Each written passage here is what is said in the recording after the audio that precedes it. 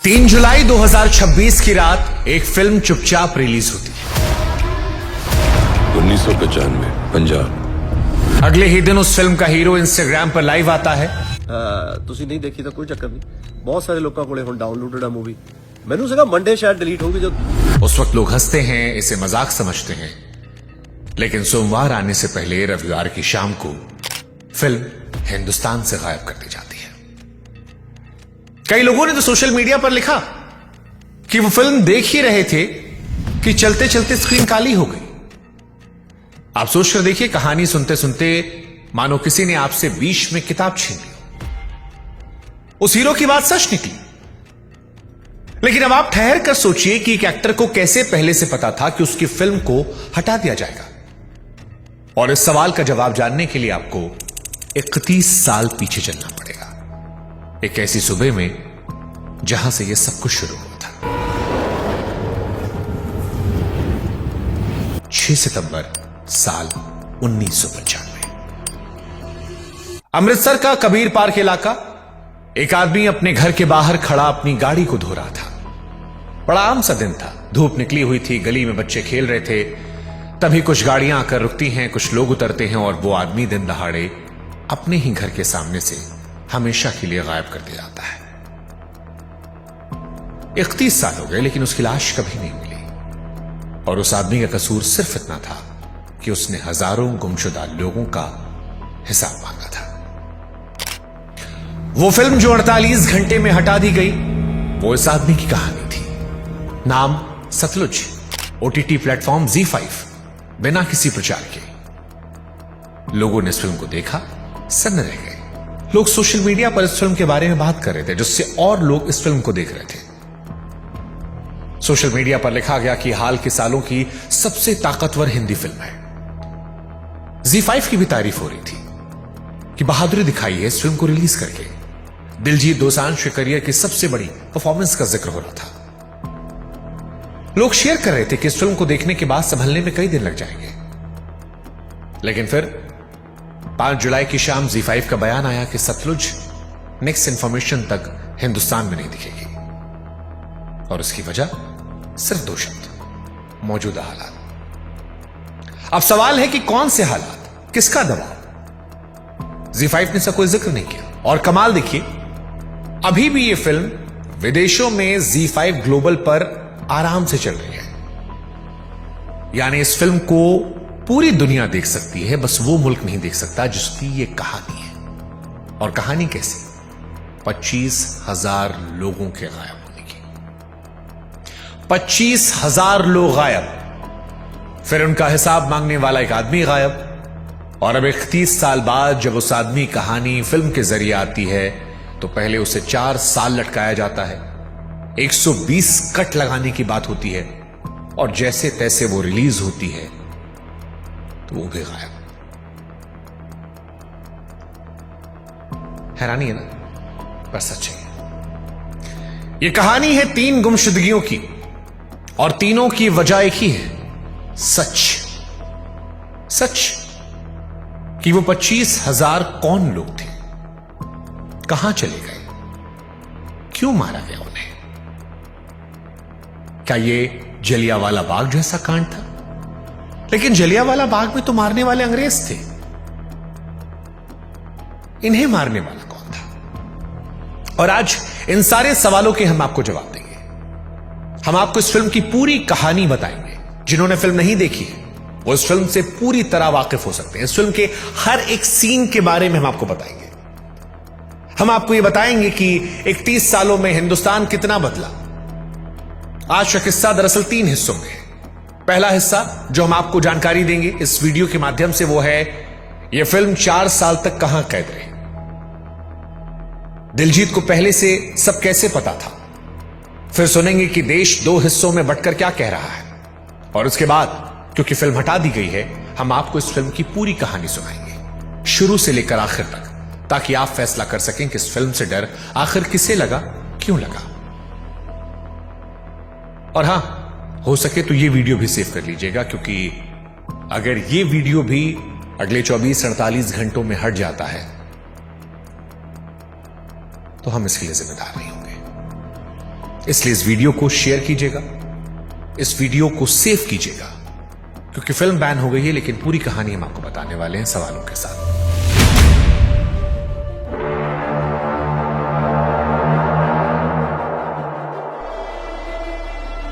हम चाहते हैं कि आप हमारे व्हाट्सएप चैनल से भी जुड़ जाएं, ताकि हमारा आपका रिश्ता मजबूत हो और ये सी कहानियां जो हम इंडिपेंडेंट होकर पूरी ईमानदारी के साथ बनाते हैं ताकि सच न दब पाए, वो सच आप तक पहुंचता रहे। आपके लिए जानना जरूरी है कि इस फिल्म का नाम सतलुज क्यों रखा गया, और सतलुज की ही कहानी अपने आप में आपकी रूह कपा देगी। तो व्हाट्सएप पर शुभांकर सर्च कीजिएगा, हमें सब्सक्राइब कीजिएगा और इस कहानी को जितने जानने वाले चाहने वाले हैं उनसे शेयर कीजिएगा। अब आपके सवालों के जवाब शुरू करते हैं। कहानी से पहले आपको बताते हैं कि यह फिल्म जो है, जिसका नाम पंजाब 95 था, वो 4 साल तक कैद क्यों रही। सतलुज फिल्म की किस्मत में शायद वही लिखा था जो इसके हीरो की किस्मत में था, लड़ाई। साल 2022 में डायरेक्टर हनी त्रिहान ने यह फिल्म पूरी की। वही हनी त्रिहान जिन्होंने रात अकेली जैसी फिल्म बनाई। इस फिल्म में पैसा लगाया था रॉनी स्क्रूवाला की RSVP और मैक गफिन पिक्चर्स ने। इस फिल्म का सबसे पहला नाम रखा गया था घल्लू घारा, मतलब होता है कत्लेआम। सिखों के इतिहास में यह शब्द 3 बड़े कत्लेआमों के लिए बोला जाता है। पहला 1746, दूसरा 1762 और तीसरा 1984। यानी नाम से ही साफ था कि फिल्म जो है वो किस जख्म पर हाथ रखने जा रही है। साल 2022 में यह फिल्म सेंसर बोर्ड के पास पहुंची और यहीं से इस फिल्म की कैद शुरू हो गई। 6 महीने बाद बोर्ड ने कहा कि 21 कट लगाओ और फिल्म का नाम बदल दो। फिल्म वालों ने तब नाम बदला और इसका नया नाम पड़ा पंजाब 95। पर कट्स के खिलाफ वो बॉम्बे हाईकोर्ट चले गए। इसी बीच फिल्म को टोरंटो के मशहूर फिल्म फेस्टिवल में दिखाए जाने का न्योता मिला और स्क्रीनिंग से ठीक 1 दिन पहले फिल्म वहां से खींच ली गई। खबरों में राजनीतिक दबाव की बात कही गई, सही वजह आज तक किसी ने बताई नहीं। और फिर तो कट्स की बाढ़ आ गई। पहले जो 21 कट लगे थे वो 120 के पार हो गए। कुछ खबरें तो 127 कट्स तक कहती हैं। और मांगे भी क्या क्या, जरा सुनिए। कहा गया कि हीरो का नाम बदल दो, पंजाब पुलिस का नाम हटा दो, यहां तक कि तिरंगे वाले सीन जो हैं वो भी हटा दो। यानी इस कहानी से इस कहानी को निकाल दो और फिर दिखा दो। हनी त्रिहान ने बताया कि हम एक लिस्ट की आपत्तियों को निपटाते तो अगली लिस्ट आती। उन्होंने कहा कि एक वक्त तो उन्होंने कह दिया कि मैं फिल्म से अपना नाम हटा लूंगा पर कट नहीं लगाऊंगा। दिलजीत भी अड़ गए, कहा फिल्म या तो पूरी आएगी या नहीं आएगी। 2025 की शुरुआत में थिएटर रिलीज का ऐलान हुआ, तारीख आई, तारीख गई, फिल्म नहीं आई। लेकिन लोग मान बैठे कि यह फिल्म शायद कभी नहीं आएगी। और फिर 3 जुलाई 2026 को चुपके से रास्ता निकला OTT का। फिल्म ZEE5 पर आई, पूरी की पूरी, एक भी सीन बिना काटे। कीमत जो थी वो बस नाम की चुकानी पड़ी। एक फिल्म 3 नाम, पहले घल्लू घारा, फिर पंजाब 95 और फिर जो रिलीज हुई उसका नाम था सतलुज। और यहां वो बात जो इस पूरी बहस का सबसे बड़ा जवाब है। खुद जसवंत सिंह खालड़ा की पत्नी बीवी परमजीत कौर खालड़ा ने रिलीज के दिन बयान दिया। यह कहा कि बरसों की रुकावटों के बाद फिल्म का आना उनके लिए सुकून की बात है। और खालड़ा परिवार ने साफ किया कि OTT पर आया यही वर्जन परिवार की मंजूरी वाला वर्जन है। परमजीत कौर ने खुद देखकर पक्का किया कि यह वही फिल्म है जो उन्हें पहले दिखाई गई थी, सिर्फ नाम बदला है, एक भी सीन नहीं। यानी जिस औरत के पति की कहानी को इस कहानी में दिखाया गया, जिस औरत के पति को एक सच बताने के लिए गायब कर दिया गया, उसकी पत्नी ने कहा कि हां यही सच है। और सवाल की इससे बड़ी गवाही क्या होगी। अब शुरुआत वो पहली जिसका जिक्र हमने शुरू में किया था कि दिलजीत दोसांझ को कैसे पता था कि यह फिल्म OTT पर आते हटा दी जाएगी। इसका जवाब है कि दिलजीत ने सिर्फ किरदार नहीं जिया था, इस फिल्म की किस्मत भी जी थी। दिलजीत दोसांझ जानते थे कि वो फिल्म जिसके नाम को 3 बार बदला गया, जिसे 4 साल में हर लिस्ट, हर कट, हर टलती तारीख देखी थी, वो जानते थे कि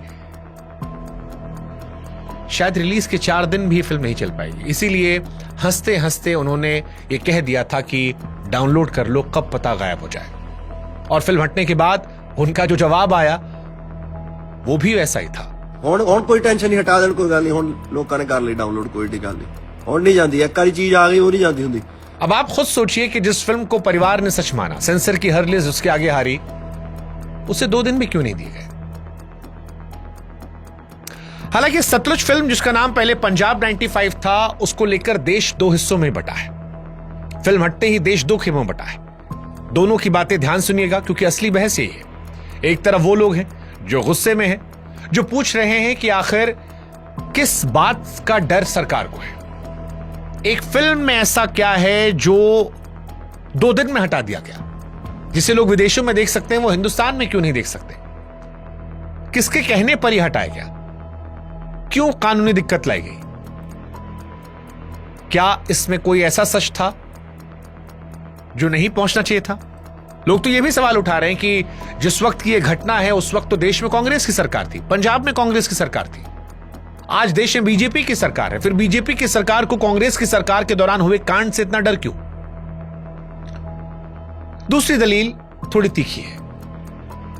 वो कहते हैं कि जब कश्मीर फाइल्स चल सकती है, केरला स्टोरी चल सकती है, उन्हें टैक्स फ्री का तोहफा मिल सकता है, तो पंजाब के दर्द पर बनी अदालती कागजों पर टिकी फिल्म 2 दिन क्यों नहीं टिक पाई। इल्जाम सीधा है कि क्या देश में फिल्मों के लिए 2 तराजू है, एक को मंच, दूसरे को ताला। कांग्रेस वाला सवाल ही बहुत इंपॉर्टेंट है कि कांग्रेस राज का यह पंजाब था, तो आज बीजेपी को क्या समस्या है। फिल्म हटाने की वजह तक नहीं बताई गई है। और सबसे दिल छू लेने वाली बात, कईयों ने कहा कि यह फिल्म का हटना सिर्फ फिल्म का हटना नहीं है, यह यादों पर हमला है। जो आदमी 1995 में गायब किया गया, उसकी कहानी 2026 में गायब कर दी गई। हालांकि सोशल मीडिया पर एक खेमा है जो फिल्म का विरोध भी कर रहा था। उसने कहा कि दोनों पक्ष सुने बिना कोई फैसला नहीं करना चाहिए। एक पक्ष जो कह रहा है कि फिल्म पंजाब के उस वक्त के मुख्यमंत्री बेअंत सिंह की हत्या को जिस अंदाज में दिखाती है वो गलत है। उसका कहना है कि फिल्म पर हत्या को कुछ ऐसे पेश किया गया मानो वो जुल्म का जवाब हो, कि जो मुख्यमंत्री को मारा गया उसे जस्टिफाई दिखाने की कोशिश की गई, जबकि वह हत्या खालिस्तानियों की साजिश थी। ऐसा सोशल मीडिया पर कई लोग आरोप लगा रहे हैं। वो लिख रहे हैं कि अदालत में साबित हो चुकी है, लेकिन फिल्म में हत्यारों का खालिस्तान कनेक्शन नहीं दिखाया गया। सतलुज फिल्म पंजाब 95 का विरोध करने वाले ये भी कह रहे हैं कि यह फिल्म पुलिस का हौसला तोड़ती है। वो कहते हैं कि याद कीजिए, पंजाब उस दौर में जल रहा था, बसों से उतारकर लाइन में खड़े कर कर मुसाफिरों को मारा जा रहा था। खास तौर पर पंजाब में उस वक्त जो हिंदू थे उनको टारगेट किया गया था। ट्रेनों में कत्लेआम हो रहे थे, बाजार में बम फट रहे थे, रातों रात परिवार उजड़ रहे थे। खालिस्तानी हिंसा में बहुत सारे पंजाबी हिंदू, सिख और जाट मारे गए थे। और इस फिल्म का विरोध करने वाले कहते हैं कि पुलिस को जिस नेगेटिविटी से ये फिल्म में दिखाया गया है, क्या वो ये भूल जाते हैं कि दूसरे तरफ भी माएं थी जो राह देखती रह गई, वहां भी बच्चे थे जिन्होंने बाप खोए। दर्द वर्दी देखकर नहीं आता, मजहब पूछकर नहीं आता। वो कहते हैं कि हमारे लिए कोई सतलुज नहीं बनाई गई। और खास तौर पर सतलुज फिल्म का विरोध करने वाले उस दौर में पंजाब पुलिस के सुपर कॉप केपीएस गिल को लेकर कहते हैं कि जिस आदमी ने पंजाब से टेररिज्म को हटाया, उसको यहां बहुत नेगेटिव में दिखाया गया। उसे दिखाया गया कि वो एक मास मर्डरर था। हालांकि गिल कौन थे, उनका पूरा हिसाब क्या है, वो आगे किरदारों वाली कहानी में हम आपको बताएंगे। लेकिन फिलहाल इस पक्ष की बात इतनी है कि इस फिल्म में ज्यादातर पुलिस की जातियां दिखाई गई हैं, आतंकवाद का कहर नहीं दिखाया गया, आधा सच दिखाया गया। और दूसरा वर्जन कहता है कि आधा सच पूरे झूठ से ज्यादा खतरनाक होता है। तो ये इसकी मूल कहानी है। एक खेमा इसे दबाया गया सच कह रहा है, दूसरा खेमा इसे अधूरा सच कह रहा है, और दोनों के पास अपने अपने जख्म हैं, अपनी अपनी दलीलें हैं। लेकिन आप थोड़ा रुकिए, क्योंकि यहां एक दिक्कत है। यह पूरी बहस उस फिल्म पर हो रही है जो भारत में अब कोई देख नहीं सकता।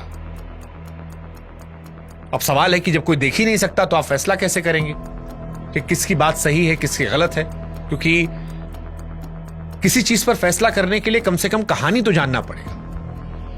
लेकिन कोई बात नहीं, फिल्म हटी है, कहानी नहीं हटी है। कहानी हम आपको बताएंगे। पंजाब 95 जो दिलजीत दोसांझ की सतलुज फिल्म बनकर आई, 48 घंटों में बैन हो गई, उसको लेकर एक अजीब सी कहानी हम आपको सुनाते हैं। इस फिल्म का नाम पंजाब 95 था, आप जानते हैं, और यह 95 साल 1995 से जोड़ा गया है। वो साल जिस साल हिंदी सिनेमा की सबसे मशहूर, सबसे प्यारी फिल्म आई थी, पंजाब की फिल्म आई थी, जिसमें हीरोइन जो है वो सरसों के लहलहाते खेत में दौड़कर हीरो के गले लगी थी। शाहरुख खान बाहें फैलाकर हीरोइन का इंतजार कर रहे थे, बजाते हुए टिंग टिंग टिंग टिंग। पूरे देश ने उस पंजाब से बेइंतहा मोहब्बत की। हिंदुस्तान की सबसे चलने वाली फिल्मों में वो फिल्म रही। लेकिन दुर्भाग्य, कोइंसिडेंस, इत्तेफाक देखिए कि उसी साल पंजाब के उन्हीं खेतों के पीछे रातों को पुलिस की जीपें दौड़ रही थी। शमशानों के रजिस्टर लावारिस नामों से भरते जा रहे थे। एक ही पंजाब, एक ही साल 1995, लेकिन दो कहानियां।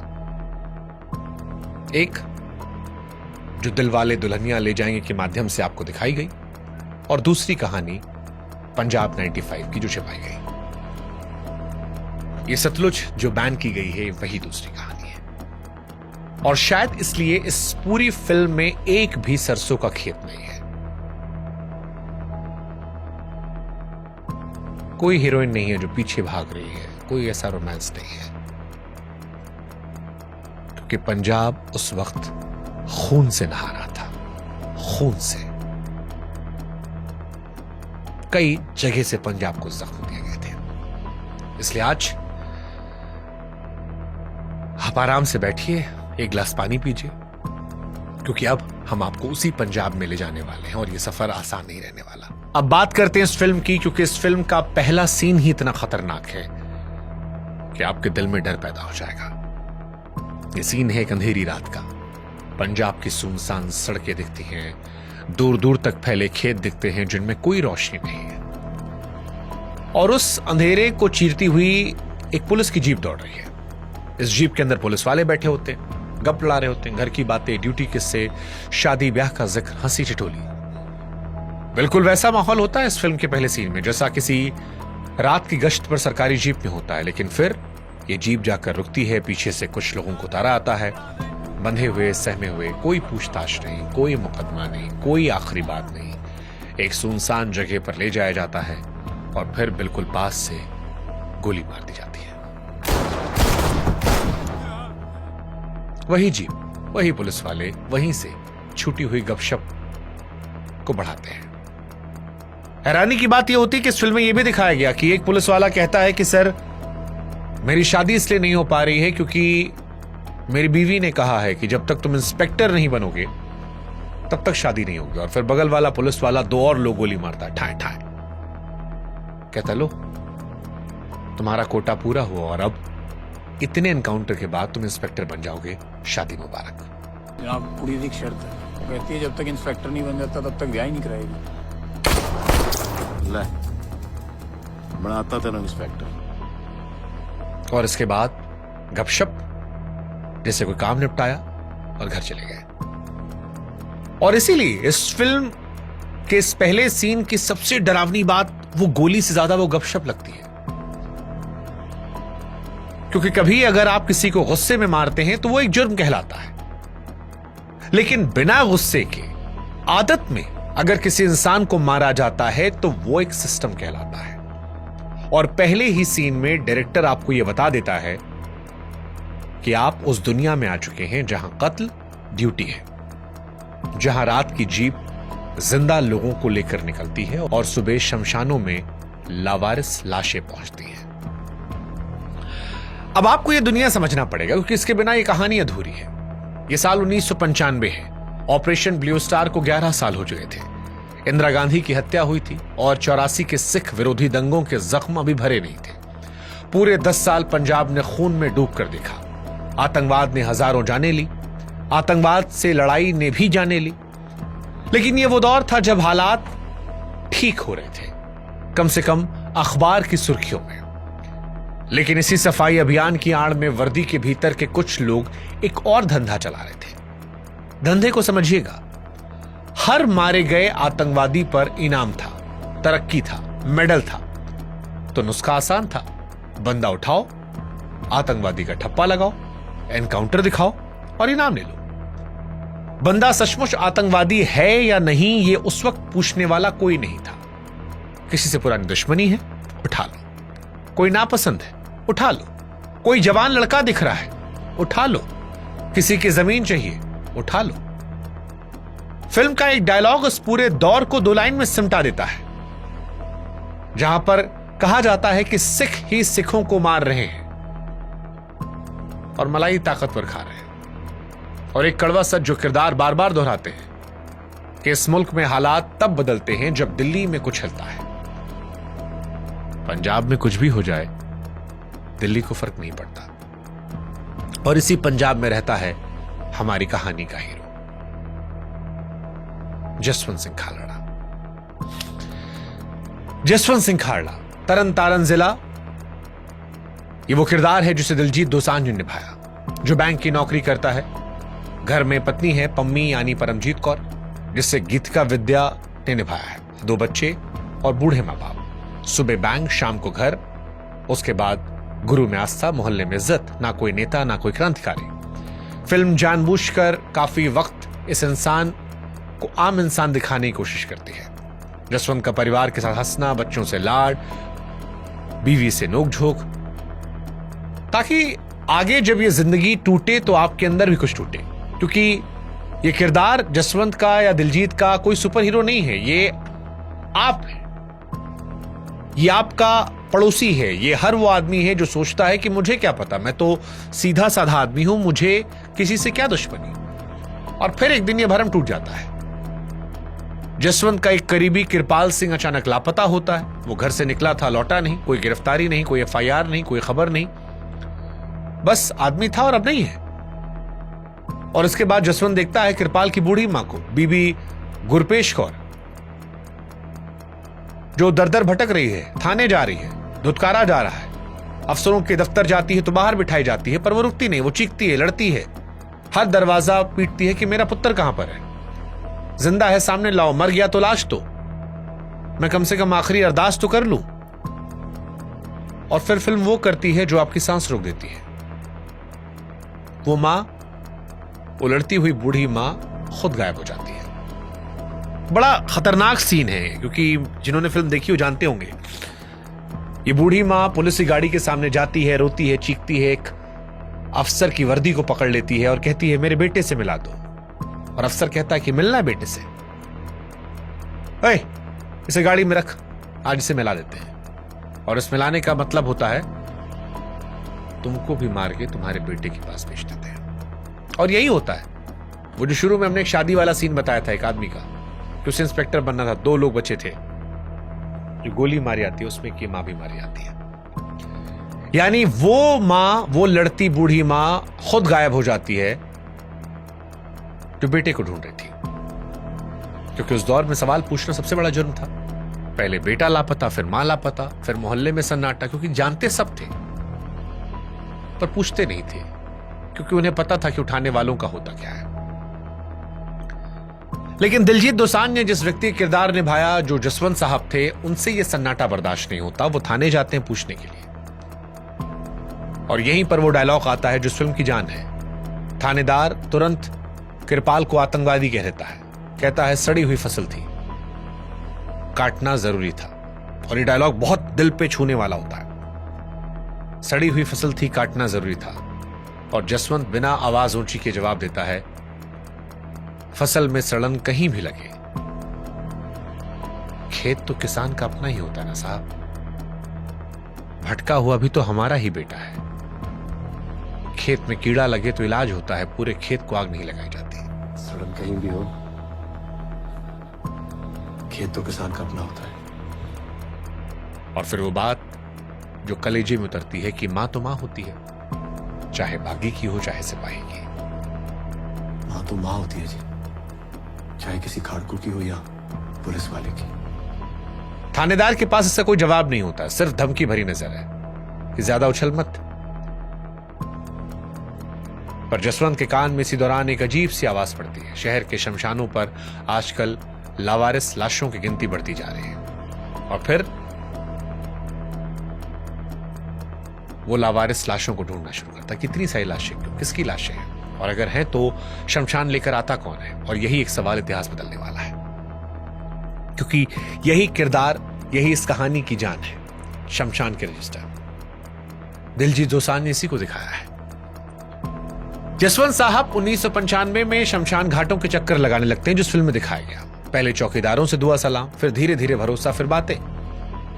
एक थका हुआ शमशान कर्मचारी धीरी आवाज में कहता है, लाशें ढेरों आ रही हैं। फिर रजिस्टर दिखाते हैं, पुराने धूल खाए रजिस्टर जिनके पन्नों पर तारीखें हैं और एक ही शब्द बार बार लिखा है, लावारिस लावारिस लावारिस। जसवंत के दिमाग में जासूसी वाली तरकीब आती है कि लाश को जलाने की लकड़ी चाहिए होती होगी। लकड़ी खरीदी जाती है, खरीदने की रसीद बनती है। लाशें छिपाई जाती हैं लेकिन रसीदें नहीं छिप सकती। वो लकड़ी की खरीद का हिसाब जोड़ने लगता है, किस महीने कितनी लकड़ी आई, कितनी चिताएं जली, रजिस्टर में कितने नाम दर्ज हैं और कितनी लाशें बिना दर्ज किए फूंक दी गई। और बैंक वाले से बेहतर हिसाब किताब किसका, वो तो रोज यही काम करता है। और फिर दिलजीत उस काम में लग जाते हैं। इसी काम में उसे एक ऐसा साथी मिलता है जिसकी उम्मीद उससे भी नहीं होती है। एक पुलिस वाला, सीनियर कांस्टेबल सतनाम सिंह, जो सौरभ सचदेवा ने किरदार निभाया है। वर्दी के भीतर का एक ऐसा आदमी जिसका जमीर पूरी तरह मरा नहीं है। वो अपने आसपास रोज पंजाब के नए लड़कों को मरते हुए देखता है। वो ये सब सहना नहीं चाहता। वो ड्यूटी पर चीखें सुनता है, वो चीखें उसे घर तक पीछा करती है। और फिर सतनाम धीरे से जसवंत तक खबरें पहुंचाने लगता है। कौन उठाया गया, कहां रखा गया, किस रात कौन सी जीप निकली। सौरभ सचदेवा किरदार ऐसा है कि आपको उस किरदार के अंत होते होते बुरा लगने लगता है। घर में उसकी बूढ़ी मां है और ये किरदार याद रहता है। इसकी ईमानदारी की कीमत आगे चलकर आपका दिल तोड़ देगी। परत दर परत खुलता आता है। उठाए गए बंदे को किसी अनजान जगह गैर कानूनी तरीके से रखा गया। हफ्तों महीनों परिवार थाने जाता, जवाब मिलता हमने तो पकड़ा नहीं, कागज में वो आदमी कैद नहीं हुआ। फिर मारपीट, मुठभेड़, और फिर किसी सुबह अखबार में 2 लाइन कि फला जगह एनकाउंटर में एक अनजान आतंकवादी ढेर, लाश सीधे शमशान, रजिस्टर में लिखा गया लावारिस। यानी वो लोग जिनके घरों में उस पल भी उनका इंतजार हो रहा था, वो लावारिस बन रहे थे। और यही इस फिल्म की कहानी है। जसवंत 3 शमशान घाटों की जांच करता है 95 में, पंजाब में, पट्टी, दुर्गियाना और तरन तारण। और आपको जानकर हैरानी होगी कि सिर्फ 3 जगहों पर जो ये जांच करता है उसमें 2000 से अधिक लाशें ऐसी मिलती हैं जिनके आगे लावारिस लिखा गया था। आगे चलकर सुप्रीम कोर्ट के आदेश पर सीबीआई जांच होती है और अकेले तरन तारण जिले में ऐसे 2000 से ऊपर अंतिम संस्कार पक्के किए गए। यानी ये कोई सिरफिरे का इल्जाम नहीं थे, ये सरकारी जांच में साबित हुआ सच था। और सबसे बड़ा सबूत कि ज्यादातर लाशें शमशान तक खुद पुलिस लेकर आई थी। अब सवाल कि लावारिस लाशों को पुलिस क्यों लाएगी? यहां तो लाने वाला ही मारने वाला था। अब आप हिसाब लगाकर देख लीजिए कि 3 शमशान में अगर 2000 से अधिक लाशें हैं तो उस दौर में पंजाब में जहां सैकड़ों शमशान है, कितनी लाशें निकली होंगी। जसवंत खालड़ा की जांच और बाद में तमाम रिपोर्ट्स में यह गिनती 25,000 तक लापता लोगों की बताई गई। 25,000, यानी लगभग एक पूरा शहर कागजों से मिटा दिया गया, बिना मुकदमे, बिना सजा सुनाए, बिना आखिरी अरदास के। और इनमें कितनी लाशें ऐसी हैं जो मार के सतलुज में फेंक दी गई, जो बहकर राजस्थान चली गई। लेकिन असली कहानी फिल्म की यहीं से शुरू होती है। 25,000 लोगों को जो सिस्टम निकला, उसके सामने एक आदमी खड़ा होकर कागज लहरा रहा था। और इसके वीडियोस ओरिजिनल भी मौजूद हैं इंटरनेट पर। अगर आप जाएंगे, जसवंत जी के बहुत सारे वीडियोस हैं जो आपको ओरिजिनल मिलेंगे, यानी कोई छिपी छिपाई बात नहीं है। यहीं से कहानी का सबसे खतरनाक हिस्सा शुरू होता है कि सच बोलने की जरूरत क्या थी। क्योंकि जसवंत साहब ने उस दौर में सबूत इकट्ठा किए थे, रजिस्टर की कॉपियां इकट्ठा की थी, लकड़ी की रसीदों का हिसाब, तारीख, नाम, गवाह सब रखा था। वो काम जो उस दौर में पंजाब में सोचना भी मौत को दावत देना था। और वो ये सब लेकर अदालत जाते हैं। प्रेस के सामने रखते हैं, पंजाब पुलिस का छिपा हुआ कत्लखाना दुनिया के सामने रखते हैं, तारीख और गिनती समेत। फिर धमाका होता है, क्योंकि इल्जाम नहीं थे, सबूत थे। जुटलाना आसान नहीं था, रजिस्टर सरकारी था, लाशें पुलिस लेकर आई थी। तो अब फिल्म में एक ताना बार बार निकलता है कि ये ह्यूमन राइट वाले विदेशी पैसों पर पलने वाले हैं जो हिंदुस्तान को बदनाम कर रहे हैं। ये डायलॉग आपको जाना पहचाना लग रहा होगा। वॉर्स को लेकर ह्यूमन राइट्स वालों ने वर्ल्ड ओवर कितना हो हल्ला मचाया होगा। आई मीन थोड़ी सी अटेंशन के लिए कुछ भी करते हैं ये लोग। कई बार सुनने को मिलता है कि विदेशी ताकतें बदनाम कर रही हैं। यही इस फिल्म की सबसे बड़ी बेचैनी है। 30 साल पुराने ताने आज भी आपको सुनाई पड़ते हैं। और एक्चुअली में ये हुआ था 1995 में पंजाब में जब ये सुनवाई हो रही थी, तब ये डायलॉग आया था, विदेशी ताकतों के हाथों बिके हुए लोग हैं। आज भी सुनते हैं। सिस्टम पहले अनदेखा करता है, फिर 4 दिन शोर होता है, फिर सब भूल जाएंगे, ये फॉर्मूला होता है। लेकिन शोर थमता है, समझाने का दौर शुरू होता है। एक बड़ा अच्छा सीन है जिसमें तरन तारण के विधायक जी के पास जसवंत साहब जाते हैं और विधायक जी बड़े प्यार से कहते हैं कि भैया हमारे घर की बात दुनिया को बताने की क्या जरूरत है। घर की बात तो 84 से घर में ही है जनाब, पर अब ये बात और बिगड़ती जा रही है। यानी 84 से हम अपने जख्म तो अंदर दबाए बैठे हैं, अभी भी दबाओ, चुप रहो। जसवंत का जवाब उसके काम में है, वो चुप नहीं होता। तो अब सलाह की जगह उसको डराया जाता है। उसके घर के बाहर पुलिस की गाड़ियां खड़ी रहती हैं, रात भर निगरानी, फोन उठाओ तो सामने से सांसें या धमकियां। उसकी वाइफ डरती रहती है, बच्चे सहम जाते हैं, पड़ोसी रास्ता बदलने लगते हैं, क्योंकि जिस घर पर पुलिस की नजर हो उससे दुआ सलाम में भी खतरा है। और इसी बीच एक सीन आता है जो इस फिल्म में परेशान भी करता है लेकिन खूबसूरत भी है। एक सुबह जब जसवंत को पता चलता है कि पुलिस वाले रात भर उसे घर के बाहर पहरा दे रहे थे, तो आम आदमी आमतौर पर क्या करता है? चीखता चिल्लाता, गुस्सा करता। जसवंत घर के अंदर जाता है और चाय लेकर आता है, और पुलिस वाले जो जासूसी करे थे उनको चाय पिलाता है और कहता है कि थक गए होंगे आप लोग, बस कप अंदर रखवा दीजिएगा वरना बीबी नाराज होती है। इस फिल्म में दिखाया गया है कि जसवंत साहब जो थे वो पुलिस के खिलाफ नहीं थे, सरकार के खिलाफ नहीं थे। वो उन लोगों को मारने के खिलाफ थे जिन्हें लावारिश बोलकर जला दिया गया। और ये लड़ाई वो घर में भी लड़ रहे थे। एक लड़ाई जिसमें उनकी पत्नी कहती है कि तुम सारी दुनिया के इंसाफ के लड़ रहे हो, हमारा क्या होगा, बच्चों क्या होगा। और इसका उनके पास जवाब नहीं होता, कोई डायलॉग नहीं, भाषण नहीं, सिर्फ चुप्पी है, झुकी नजरें हैं। और उसके बाद के सीन्स में अपने परिवार को बचाने की बेबस कोशिश है।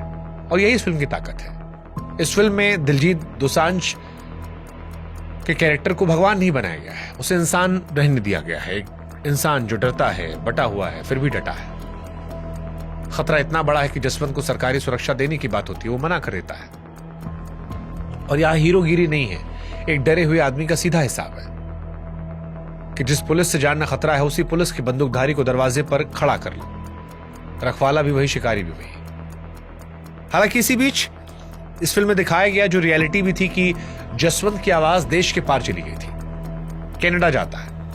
असल जिंदगी में खालड़ा ने कनाडा की संसद के सामने ये पूरा मामला रखा था, और वही विदेशी धरती पर जसवंत वो बात कहता है जो इस पूरी कहानी की रूह है। एक पुरानी कहानी कि जब सूरज डूबने लगा तो उसने दुनिया से पूछा कि मेरे बाद रोशनी कौन करेगा। सारी दुनिया चुप रही, बड़े बड़े सिर झुक गए। तब दूर किसी झोपड़ी में एक नन्हा सा दिया बोला, मैं करूंगा, जितना मुझसे हो सकेगा उतना करूंगा। मैं अंधेरे को चुनौती देता हूं, और कुछ नहीं तो कम से कम अपने आसपास तो अंधेरे को नहीं बैठने दूंगा। अपने चारों ओर में रोशनी करूंगा। जसवंत साहब वही दिया थे। दिलजीत दोसांझ सतलुज की बस इतनी सी कहानी है, मैं अंधेरे को रोशनी दूंगा, बस इतनी सी कहानी है। अब सवाल है कि दिलजीत की फिल्म सतलुज में वो कौन से पुलिस वाले थे जिन पर फेक एनकाउंटर करके पंजाब में बच्चों को मारने का आरोप था, लोगों को मारने का आरोप था, जिन पर 25,000 लोगों के कत्ल का आरोप था। तो उन चेहरों से ही मिलवाते हैं। फिल्म में नाम बदले गए हैं लेकिन चेहरे आप पहचान जाएंगे। इनमें से एक चेहरा तो ऐसा है जिसका अंजाम सुनकर आप नफरत और तरस के बीच फंस जाएंगे। जसवंत के हर रजिस्टर, हर रसीद पर जो पहला चेहरा आता है वो है एसएसपी सुरजीत सिंह सुग्गा, तरन तारण का पुलिस कप्तान, जिसे सुविंदर विक्की साहब ने निभाया। विक्की साहब वैसे भी कमाल के एक्टर हैं और बहुत अच्छे सिख रोल करते हैं। धुरंधर में भी ये थे, कोहरा में बहुत जबरदस्त एक्टिंग की इन्होंने। ठंडी आंखें, धीमी ठहरी हुई आवाज, ना चीखते हैं ना गरजते हैं, बस जो करते हैं वो डरावना है। और इस फिल्म में कईयों घर के चिराग को बुझाते रहते हैं। अब सुग्गा का किरदार ऐसा है जिससे आपको नफरत होती है इस फिल्म को देखकर। सुग्गा को लेकर बहुत सारे पंजाबी लोगों ने सोशल मीडिया पर भी पोस्ट किया कि एक दौर था जब माएं अपने जवान बच्चों को दिन में निकलने देती नहीं थी, क्योंकि डर था सुग्गा आएगा, उठा ले जाएगा, इनकाउंटर कर देगा। सुग्गा की इस फिल्म में अपनी एक सोच दिखाई गई है। उसे टेररिज्म खत्म करना था, इस फिल्म में ऐसा दिखाया गया है। तो सूबे को साफ करना था, तो बीच में कुछ बेगुनाह भी निपट जाएं तो उसे वो जंग की कीमत मान रहा था। अब असल में ये सुग्गा का जो किरदार है ये पंजाब में तरन तारण में उस दौर में जो असली एसएसपी थे अजीत सिंह संधू, उनसे मिलता जुलता है। ये वो अफसर हैं जिन पर खालड़ा को उठवाने की साजिश के इल्जाम लगे और बाद में 1997 में इन्होंने ट्रेन के आगे कूदकर जान दे दी। पूरी फिल्म में आप इस आदमी से नफरत करते हैं, लेकिन जब आखिरी में वो सीन आता है जहां पर ये मर जाते हैं, वहां पर आपको इनके लिए तरस भी आता है, क्योंकि तब आपको समझ में आता है कि ये भी उसी चक्की का पार्ट थे जिसे खुद चला रहे थे, और चक्की किसी को नहीं बख्शती, पीसने वालों को भी नहीं। इस फिल्म में एक डायलॉग भी है कि वो जो कटर से सुपारी काटते हैं तो अर्जुन रामपाल कहता है कि तुम वही सुपारी हो, तुम तो कटोगे। पर सुग्गा जैसे अफसर इस पेड़ की टहनियां है, इसकी जड़ की तरफ चलिए। ये छूट की बेखौफी सुग्गा के पास आई कहां से थी, और उसका जवाब था डीजीपी इंदरपाल सिंह बिट्टा, पंजाब पुलिस का सबसे बड़ा अफसर, जिसे कंवलजीत सिंह ने निभाया। अब दिलजीत दोसांझ की सतलुज पिक्चर में जिस कैरेक्टर को लेकर सबसे ज्यादा कंट्रोवर्सी हो रही है वो कैरेक्टर है डीजीपी इंदरपाल सिंह बिट्टा। जो असली कैरेक्टर है वो है DGP KPS Gill. KPS Gill, अगर आप पंजाब की पॉलिटिक्स को जानते हैं या पंजाब को जानते हैं तो आप केपीएस गिल को जानते होंगे। केपीएस गिल पंजाब के डीजीपी थे, एक ऐसे अफसर जिन्हें पंजाब नहीं भूल सकता, जिनकी दो छवि है। एक छवि कि इस ऑफिसर ने पंजाब से आतंकवाद का पूरी तरह सफाया कर दिया, और एक छवि जो इस फिल्म में दिखाई गई, जिसमें दिखाया गया कि केपीएस गिल ने आतंकवाद की सफाई के नाम पर कई सारे बेगुनाहों को भी मार दिया। केपीएस गिल के बारे में थोड़ी हम आपको और जानकारी देते हैं, क्योंकि अगर आप केपीएस गिल को नहीं जानेंगे तो फिर आप इस कहानी को समझ नहीं पाएंगे। केपीएस गिल साहब वो अफसर थे जिनकी अगुवाई में 1993 आते आते पंजाब से आतंकवाद लगभग खत्म हो गया था। कई ऐसे लोग हैं जो मानते हैं कि फौज जो काम नहीं कर पाई थी वो पंजाब पुलिस ने किया था। साल 1988 में उन्हीं की कमान में स्वर्ण मंदिर से आतंकवादियों को निकालने का ऑपरेशन ब्लैक थंडर शुरू हुआ था, जो बिना मंदिर को नुकसान पहुंचाए पूरा हुआ और जिसकी दुनिया भर में तारीफ भी हुई, क्योंकि उससे पहले ऑपरेशन ब्लू स्टार में फौज अंदर गई थी उसी स्वर्ण मंदिर में। तो केपीएस गिल ने इज्जत कमाई थी। ये जीत मुफ्त में भी नहीं मिली। बताया था कि जो ये ऑपरेशन था थंडर, ब्लैक थंडर, उस लड़ाई में पंजाब पुलिस के करीब 1700 जवान शहीद हुए और पुलिस वालों के परिवार तक आतंकवादियों के निशाने पर थे। लेकिन 1993 के बाद पंजाब में एक वर्ग मानने लगा था कि पंजाब अब धीरे धीरे नॉर्मल हो रहा है। स्कूल खुल रहे हैं, बाजार गुलजार हो रहे हैं, लोग घर से निकल रहे हैं, और इसी वजह से उस दौर में केपीएस गिल को पद्मश्री अवार्ड भी दिया गया था, डीजीपी को। जानने वाले कहते हैं कि केपीएस गिल की ताकत इतनी थी, कोई मंत्री, कोई नेता उनके आगे कुछ नहीं था। ना खाता ना बही, जो केपीएस गिल को लगता था वही सही पंजाब में उस दौर में। गुमशुदगियों के मामले में केपीएस गिल पर कभी कोई जुर्म साबित नहीं हुआ, यह भी सच बात है। लेकिन इन्हीं गिल साहब को, जिन्हें आतंकवाद हटाने का पूरा क्रेडिट पंजाब में दिया जाता है, उन्हें कई सैकड़ों हजारों परिवार अपने घर उजड़ने का जिम्मेदार मानते हैं। मानवाधिकार संगठनों ने उनके दौर में कई एनकाउंटर्स को नकली बताया है। हालांकि एक वर्ग ऐसा भी है जो इनको सुपर कॉप मानता है, हीरो मानता है, इनकी बहुत इज्जत करता है, और वो ये मानता है कि अगर आज पंजाब भारत से अलग नहीं हुआ, भारत विरोधी आंदोलन कमजोर हुए, खालिस्तानी लोग देश छोड़कर भाग गए, तो उसके पीछे केपीएस गिल है। एक आदमी दो तस्वीर, आधे देश के लिए हीरो, आधे के लिए विलन। और इस बहस को इतना मुश्किल यही कहानी बनाती, क्योंकि दोनों तरफ सच है। अफसोस यह कि दोनों तरफ लाशें भी हैं। फिल्म इनमें से एक के दर्द को दिखाती है, दर्द जहां पर केपीएस गिल पर फर्जी एनकाउंटर के आरोप लग रहे हैं, पर वो दूसरा वाला दर्द भी सच है। इस दर्द की तरह जैसे ये दर्द सच है, ऐसे एक दर्द और भी है। फिल्म में बिट्टा वो आदमी है जो अफसरों को खुली छूट देता है, नतीजे मांगता है, तरीके नहीं पूछता।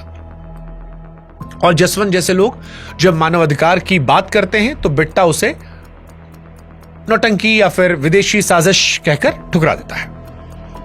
विरोधियों का सबसे बड़ा गुस्सा इसी किरदार पर है। वो कहते हैं कि जिस आदमी के दौर में पंजाब में अमन लौटा, उसे सिर्फ खलनायक दिखाना, उसकी उस दौर की देश सेवा को बदनाम करना था। लेकिन जो समर्थक हैं वो कहते हैं कि फिल्म ने तो किसी का नाम ही नहीं लिया, फिर भी बुरा लगा तो क्यों बुरा लगा? यह सोचने वाली बात है। यानी दोनों के पास अपने अपने तर्क हैं, सही गलत अपनी अपनी आइडियोलॉजी के हिसाब से दोनों ने ले लिया है। लेकिन एक सच ये भी है कि दोनों सच है। इसी में एक और किरदार है जो केपीएस गिल को ताकत दे रहा था, जड़ में पानी। यहां नाम आता है मुख्यमंत्री का किरदार, साफ तौर पर उस दौर के मुख्यमंत्री बेअंत सिंह से मिलता जुलता। अब बेअंत सिंह साहब वो हैं जिनकी कहानी अपने आप में दिलचस्प कहानी है। कांग्रेस के सीएम जिनके राज में जुल्म का यह खेल सबसे तेज चला। फिल्म में एक सीन है जहां पर प्रेस कॉन्फ्रेंस चलती है और पत्रकार डीजीपी से गुमशुदगियों पर सवाल पूछता है, और जवाब आए उससे पहले मुख्यमंत्री बीच में बोलकर बात संभालते हैं। वो सीन बड़ा इंपैक्टफुल है क्योंकि पुलिस और नेता दोनों एक साथ काम कर रहे थे, ये इसमें दिखता है। और फिर फिल्म की वो कहानी जो हिस्ट्री में दर्ज है। 31 अगस्त साल 1995 चंडीगढ़ सचिवालय के बाहर एक धमाका होता है और मुख्यमंत्री गाड़ी के परखच्चे उड़ जाते हैं।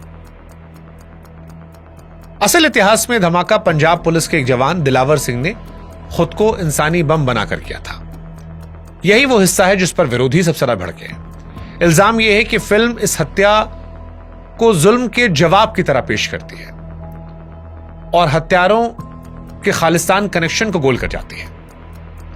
फिल्म का बचाव यह है कि वो सिर्फ वो माहौल दिखा रहे हैं जिसमें एक वर्दी वाला सिपाही खुद बम बन जाने तक पहुंच गया, और किसी घटना को दिखाना उसे सही ठहराना नहीं होता है। पर सच कहें तो बहस यहां खत्म नहीं होती है। जिस आदमी की हत्या हुई वो एक चुनी हुई सरकार का मुखिया था।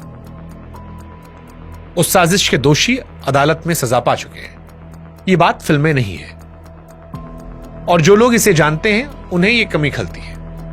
और ये कोई सियासी चाल नहीं, एक जायज सवाल है कि दोनों बातें साथ साथ सच हो सकती हैं। फिल्म का इरादा माहौल दिखाना हो और असर एक तरफा पड़ रहा हो। अब ये तो हुई ऊपर की मंजिल है, मुख्यमंत्री, डीजीपी, एसएसपी।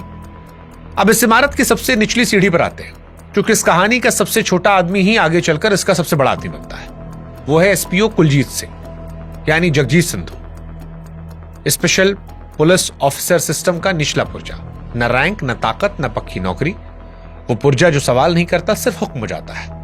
गड्ढा खोदने कहा जाए तो गड्ढा खोदता है, ये नहीं पूछता गड्ढे में क्या दफन होगा। फिल्म का पूरा आखिरी हिस्सा इसी आंखों से दर्शाया गया है, और क्यों, ये आपको समझ में थोड़ी देर में आ जाएगा।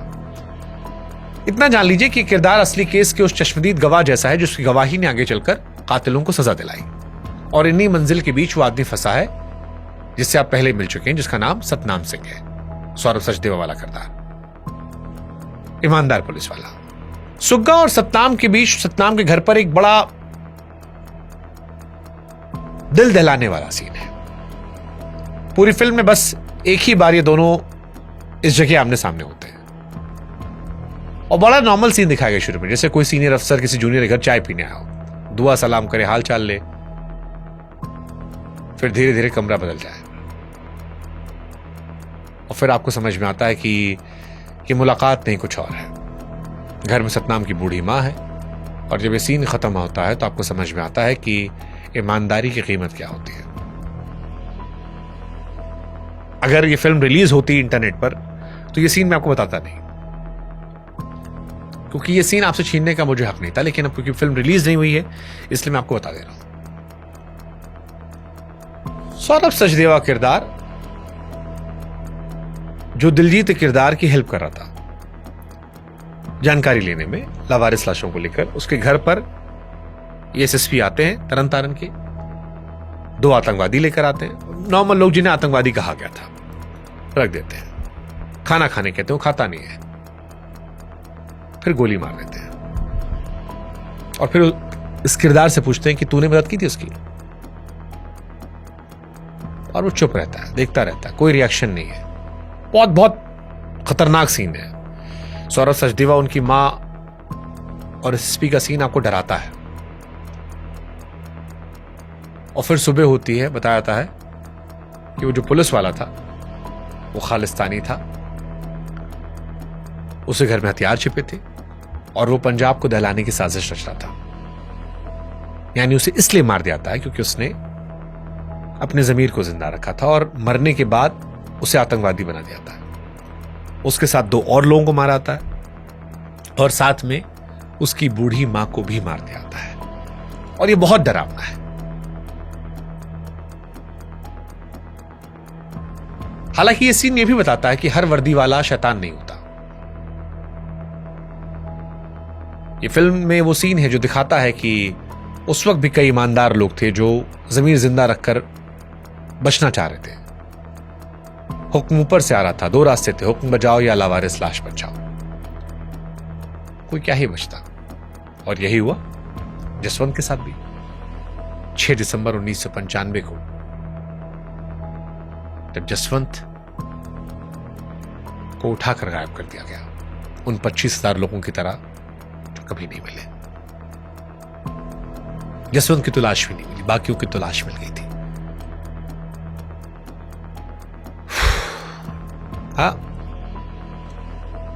जसवंत जो शमशान के रजिस्टर में लावारिस लाशों को खोज खोज कर सरकार से इंसाफ मांग रहा था, ये कहते हुए कि किसी के घर में सुहागन है जो ना विधवा कहला सकती है ना सुहागन, किसी के पति की मौत का कोई हिसाब नहीं, किसी के घर में बच्चे हैं जो बाप की शक्ल भूल गए, हर दरवाजे पर टूटती उम्मीद और उम्मीद का टूटना मौत से ज्यादा दर्दनाक होता है। और पूरी फिल्म में इस दर्द पर कोई मरहम नहीं लगता। जसवंत सबको सच बता रहा था, बस जसवंत को एक सच नहीं पता था, वो सच जो इसी तारीख को आया कि इस लिस्ट में अगला नाम उसका है। 6 सितंबर 1995, वही सुबह जहां से हमने कहानी की शुरुआत की थी, अमृतसर का कबीर पार्क। जसवंत घर के बाहर गाड़ी धो रहा था। जो आदमी हजारों गुमशुदा लोगों का हिसाब मांग रहा था वो गुमशुदा हो जाता है दिन दहाड़े अपने घर के सामने से, उसी तरीके से जो तरीका उसने दुनिया को समझाया था। परिवार थाने दौड़ता है।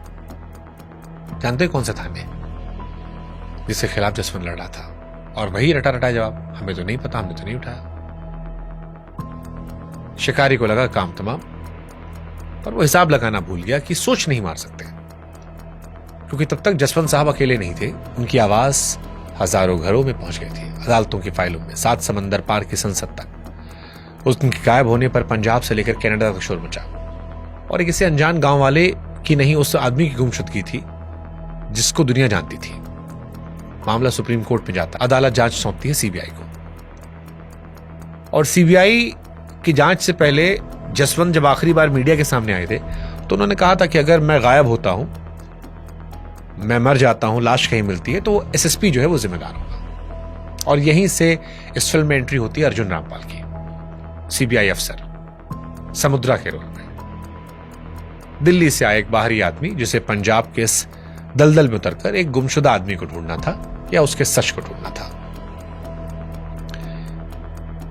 एक दिलचस्प बात इस फिल्म में जानते क्या है? पूरी फिल्म में दिलजीत और अर्जुन रामपाल का एक भी सीन साथ नहीं है, एक भी फ्रेम नहीं, क्योंकि दिलजीत की कहानी जहां खत्म होती है वहीं से अर्जुन रामपाल की कहानी शुरू होती है, लेकिन फिर भी दोनों एक धागे से बंधे हैं। वो धागा है सच का। ये सीबीआई अफसर जो समुद्रा साहब थे, उनकी जांच शुरू होती है और जान जाते हैं कि एक किले को तोड़ना उन्हें। हर सबूत पर आतंकवाद के सफाए का पर्दा है, हर फाइल अधूरी है, हर जुबान पर ताला है। जो गवाह हिम्मत करके मुंह खोलने को तैयार होता है वो सुनवाई से पहले हट जाता है या किसी हादसे में मारा जाता है, और जो अदालत पहुंचता है वो बयान से पलट जाता है, क्योंकि पिछली रात उसके घर कोई मिलने आया था, उसके बीवी बच्चों का हालचाल जानने। एक सीन में तो सीबीआई अफसर खुद कोर्ट में फट जाता है। वो कहता है कि सच सबको पता है, लेकिन सिस्टम चुप है। और सीबीआई अफसर के तौर पर अर्जुन रामपाल जो समुद्रा साहब बने हैं, वो उनका गुस्सा आप महसूस करते हैं। आपको लगता है क्या रे, हाँ गलत तो हो रहा है, और आपको यह लगता है कि क्या इंसाफ मिलेगा? फिर मिलता है एक आदमी जो उस रात को उस जगह मौजूद था, इस सिस्टम के अंदर का सबसे छोटा पुर्जा, जिसने सब कुछ अपनी आंखों से देखा था। आपको हमने किरदार बताया शुरू में, एसपीओ कुलजीत सिंह। समुद्रा उस तक पहुंचता है और अब फिल्म का सबसे बड़ा झटका पूरी तरह कुलजीत की आंखों से चलता है। इस आदमी ने सब कुछ देखा था, गैर कानूनी कैद की वो काल कोठरी, हफ्तों चली वो पूछताछ, जो पूछताछ नहीं थी बदला थी, सामने बैठे वो अफसर जिन्हीं करतूतों की फाइलें जसवंत ने दुनिया को दिखाई थी, और बीच में वो आदमी जिसने कभी किसी पर हाथ नहीं उठाया, जो निगरानी करने वालों को पानी पिला रहा था। फिल्म का यह हिस्सा दिखाती है कच्चा, बेरहम और बिना किसी फिल्मी छूट के, और जब ये सीन आता आप मुट्ठियां भीजने लगते हैं, आप स्क्रीन से नजरें नहीं हटा पाते, क्योंकि आप ये महसूस करते हैं कि सीन किसी लेखक की कल्पना नहीं है। अक्टूबर 1995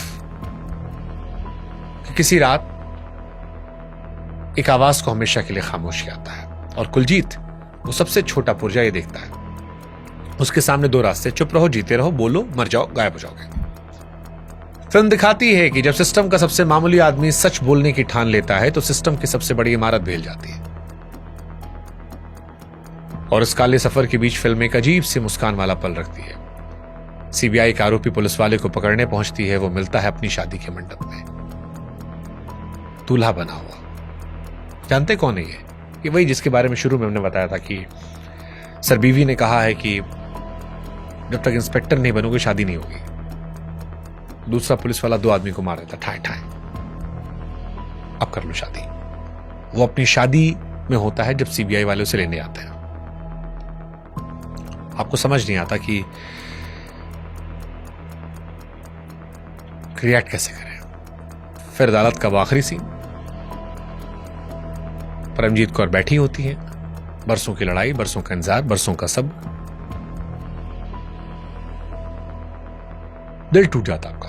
एक औरत जिसका पति सच बोलने की कीमत में छीन लिया गया, और इंसाफ उसी सिस्टम से मांग रही है जिसने उसका पति छीना।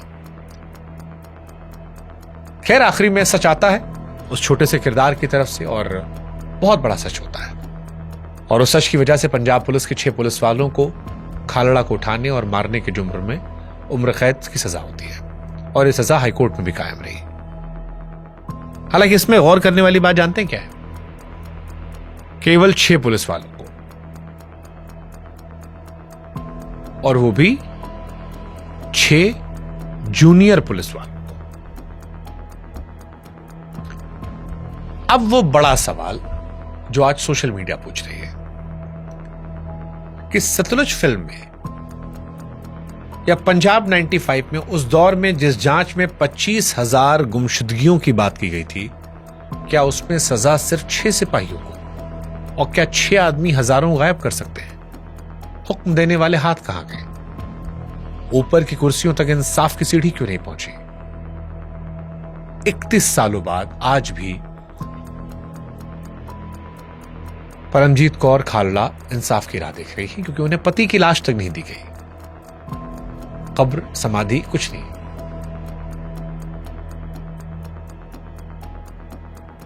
हालांकि लाश नहीं मिली अधूरा सच है। सीबीआई की फाइलों में एक और पन्ना है और वो पन्ना इस फिल्म के नाम को खोलता है, सतलुज। आपके मन में सवाल आया होगा ना, फिल्म का नाम सतलुज क्यों रखा गया? दिलजीत दोसांझ की फिल्म जिसके 3 बार नाम बदले गए, वो पंजाब 95 से सतलुज क्यों बनी? दरअसल सीबीआई की जांच और अदालतों में हुई गवाहियों के मुताबिक कैद में हत्या के बाद जसवंत सिंह खालड़ा की लाश को हरके इलाके की नहर में फेंका गया था, वो जगह जहां सतलुज और ब्यास नदियां आपस में मिलती हैं। आप समझ रहे हैं? जिस दरिया ने पंजाब की धरती सींची, जिस दरिया के दम पर पंज आब यानी 5 पानियों की यह धरती बसी, उसी दरिया के बहने में पंजाब के एक बहादुर बेटे को हमेशा के लिए गुम कर दिया गया। और सिर्फ उसे नहीं, न जाने कितने उस दौर में बेनाम लावारिस उन पानी के हवाले कर दिए गए। इसलिए आज सतलुज सिर्फ एक नदी नहीं है, सतलुज उन हजारों की आखिरी गवाह है जिनका कोई अंतिम संस्कार नहीं हुआ, जिनके नाम में कोई अरदास नहीं हुई। तो जब सेंसर ने फिल्म से पंजाब 95 का नाम छीना तो फिल्म वालों ने वो नाम चुना जो खुद पूरी कहानी कह देता है। सेंसर ने सोचा होगा कि नाम बदलवा दिया, धार खत्म कर दी, लेकिन फिल्म वालों ने तो नाम में ही पूरी कहानी की रूह भर दी। ये भी एक सच है। खैर, ईमानदारी की बात यह है कि फिल्म की कमियां बता दी जाएं, क्योंकि फिल्म कोई परफेक्ट नहीं होती। 3.25 घंटे की फिल्म है सतलुज, कुछ जगह लंबी है, शुरुआती हिस्सा थोड़ा धीमा है। सीबीआई वाले हिस्से में कुछ जरूरत से ज्यादा मोड़ आसान लगते हैं। कुछ क्रिटिक्स ने गहरी बात भी उठाई कि असली जसवंत सिंह खालड़ा एक राजनीतिक सोच वाले परिवार से आते थे, उनके पीछे लोगों का पूरा आंदोलन खड़ा था, जबकि फिल्म में उन्हें पॉलिटिक्स से अनजान, आस्था के सहारे खड़ा एक नॉर्मल आम इंसान दिखाया गया। इससे उनकी शख्सियत का एक अहम पहलू छूट गया। सबसे बड़ी कमी वही है जो विरोधी कहते हैं। उस दौर में आतंकवाद ने हजारों बेगुनाहों की जान ली। फिल्म उस कहर को लगभग किनारे कर देती है। इस वजह से उस दौर की पूरी तस्वीर नहीं आती। इसे मानने में कोई हर्ज नहीं है। इन कमियों को लेकर 2 राय है। एक पक्ष कहता है आधी कहानी दिखाना अपने आप में झूठा प्रचार है, दूसरा कहता है अधूरा सच कहना, झूठ गढ़ना 2 अलग चीजें होती है। ये फिल्म जो भी कहती है अदालती रिकॉर्ड के सहारे कहती है। कौन सही कौन गलत, इसका फैसला हम आप पर छोड़ देते हैं। पर एक बात जो दोनों पक्ष मानेंगे, कमजोर या अधूरी फिल्मों को रोज रिलीज होते देखा है, 2 दिन में हटते नहीं देखा है। तो ये फिल्म किस वजह से हटी, ये जवाब न सरकार ने दिया है न ZEE5 ने। और जब तक जवाब नहीं आता, हर किसी का अपना अपना मतलब निकलता रहेगा। दिलजीत दोसांझ ने इस किरदार में खुद को पूरी तरह झोंक दिया कि फिल्म पूरी करने के बाद उन्हें हफ्ते भर की छुट्टी लेनी पड़ी। इस तरह से किरदार निभाया। किरदार से बाहर आने के लिए, बिना चीखे, बिना भाषणबाजी के लिए, सिर्फ आंखों से कई जगह वो कहा है जो शब्दों से नहीं कहा जा सकता। अधिकतर क्रिटिक्स ने इस फिल्म को 5 में से 4+ स्टार दिए और इसे इस साल की हिंदुस्तान की सबसे बेहतरीन फिल्मों में गिना है। दिलजीत के काम को एक सुर में उनके करियर का सबसे अच्छा रोल कहा गया और सबसे बड़ी गवाही तो खुद खालड़ा परिवार ने दी है। कहा कि यही सच है, यही वर्जन है, और इस फिल्म को 2 दिन में हटा दिया गया। अब याद कीजिए वो कहानी, डूबते सूरज का सवाल, झोपड़ी के दिए का जवाब। मैंने कहा था ये कहानी लौटेगी और इसका मतलब बदल चुका होगा। दिलजीत दोसांझ की फिल्म पंजाब 95, जिसे सतलुज के नाम से रिलीज किया गया, जब वो फिल्म पर बैन लगा तो सोशल मीडिया पर सिर्फ एक लाइन आ रही थी, मैं अंधेरे को चुनौती देता हूं। वो लाइन जो साल 1995 में एक अकेले आदमी की थी, आज 2026 में लाखों करोड़ों लोग वो लाइन अपनी बनाकर कह रहे हैं। साल 1995 में एक दिए को बुझाया गया था, साल 2026 में लाखों दिए जल गए हैं।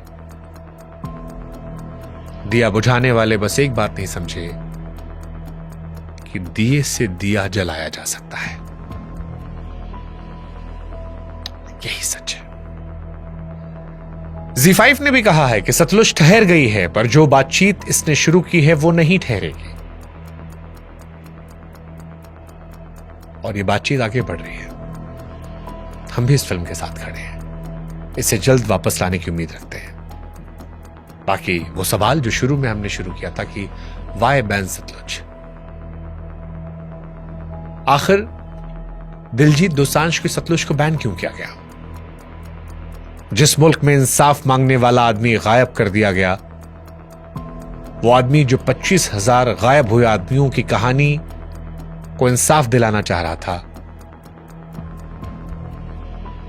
उस मुल्क में उस आदमी की कहानी को भी गायब कर दिया गया। 25,000 लोगों को लावारिस कहकर मार दिया गया, जला दिया गया, गुमनाम कर दिया गया, दरिया में फेंक दिया गया। जिस आदमी ने इनके हक की आवाज उठाई उसे भी दरिया में फेंक दिया गया। और जब इस आदमी की कहानी आई तो उसे ऐप से मिटा दिया गया।